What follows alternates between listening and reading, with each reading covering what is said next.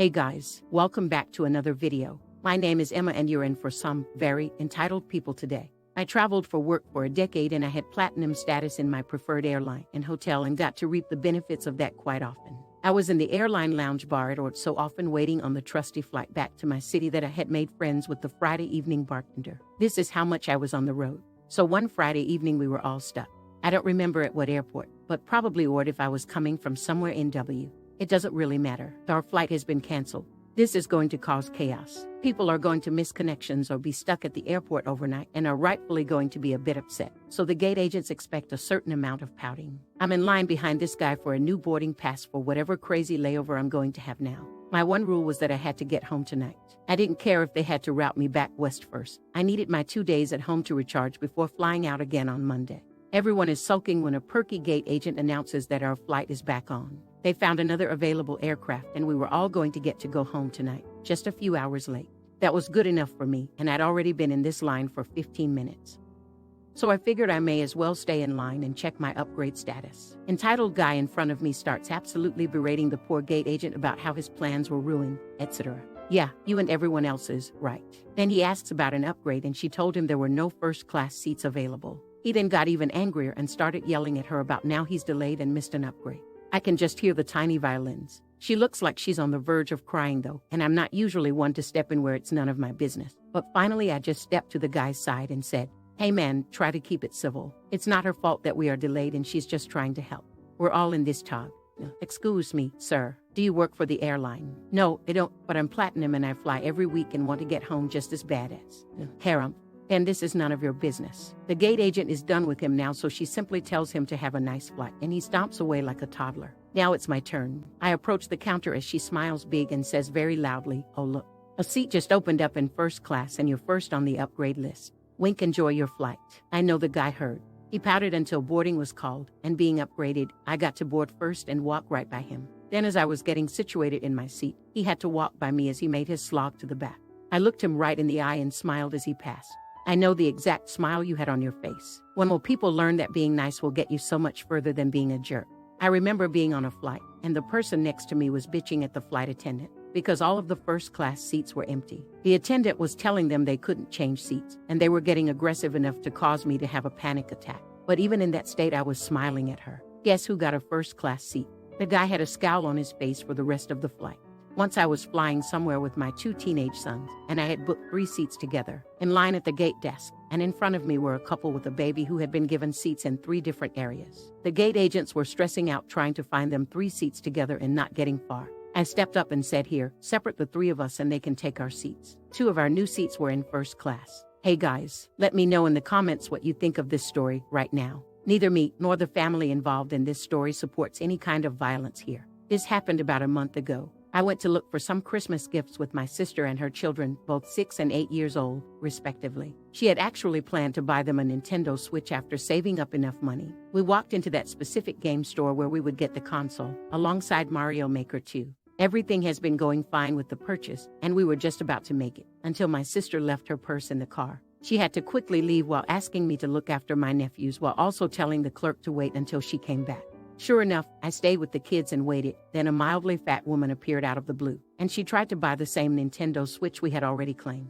I then stepped in and went like, "Excuse me, ma'am, that's my Nintendo Switch. We're gonna buy it right this second." At the same time, the clerk already sided with me on this one. Immediately after stepping in, this entitled woman wasn't having it. "Bullshit," she said. "This is how the rest of the convo went. You have more than one of these in your storage, right?" "Sorry, ma'am, this is the last one," and he claimed it first. "Shut up." This entitled woman was looking at us in disgust, as if she smelled rotten food, then looked back at the clerk. "Why are you going the trouble of waiting for these wetbacks to pay with money they don't even have?" My nephews began to feel uncomfortable and sad as they were having their perfect Christmas gift taken away by some evil fuck. One of them actually firmly clung to it, never to let go. The entitled woman then pushed him back against a line of new games, which fell on him. This is when madness began. At the same time that woman pushed one of my nephews, my sister came back, absolutely irate. The woman got on her face and looked her dead in the eye. "You're not worth my time, you bunch of beaners." "Fuck you," she says, before spitting my sister in the face. My sister, a former Muay Thai practitioner, did what a mother could ever do to protect her children. She kicked the entitled fuck in the face, knocking her out flat. The cops showed up shortly after. I couldn't remember much of what else happened, as I went ahead and immediately helped my hurt nephew as soon as the batch of games fell on him. However, this morning, I talked with my sister about this situation, now that she was already clear. She tells me that the entitled woman is now facing charges of behaving under the influence, destruction of private property, and assaulting a minor. While my sister was also facing any charges, these were dropped after reviewing CCTV and our statements. And yes, I returned the next day and bought the Nintendo Switch after they restocked, because that entitled woman broke the previous one anyhow when assaulting my nephew. We may consider therapy after Christmas and Nye, because my poor nephew is still distraught a month after the dispute.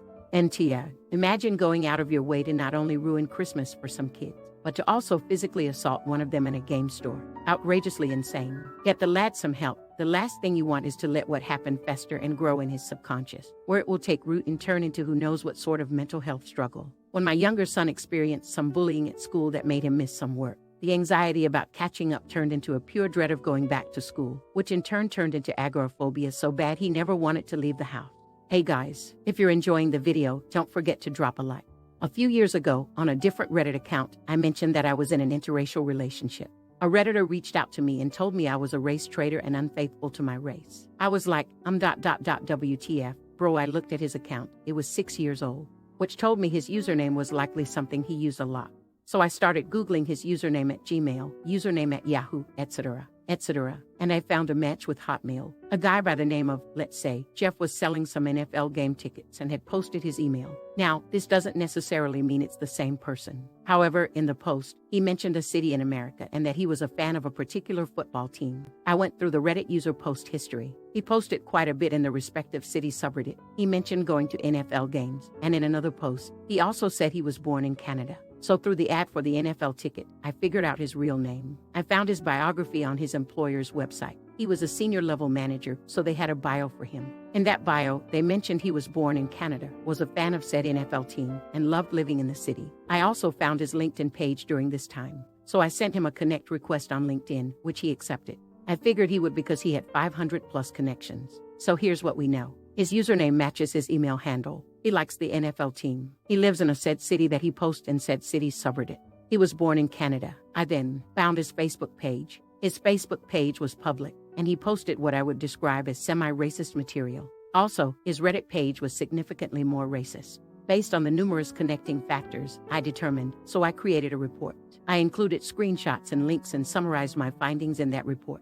Now, based on this person's position in his company, he likely had a significant role in deciding who this company employed.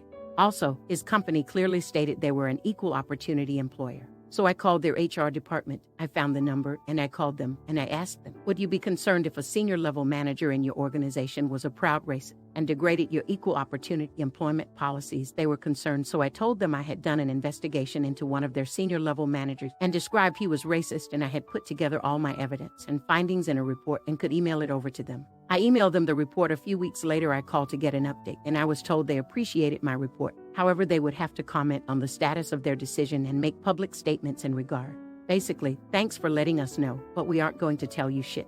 That's fine, so I waited another month, and I kept checking his LinkedIn page. Then one day, I saw a LinkedIn post from him in which he said he is looking for a new opportunity, and if anyone had any positions open. So I messaged him on Reddit and I told him, hey bro, heard you got fired.